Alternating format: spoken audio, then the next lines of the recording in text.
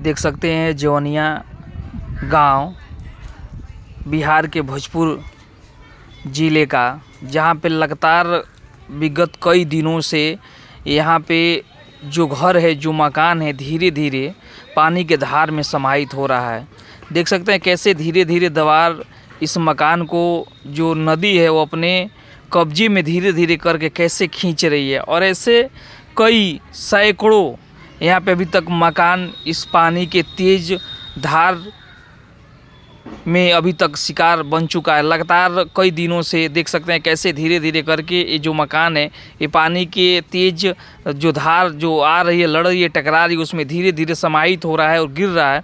देख सकते हैं कैसे घर, देखिए कैसे टूट के घर धीरे धीरे पानी में बिल्कुल समाहित हो जा रहा है, विलीन हो जा रहा है।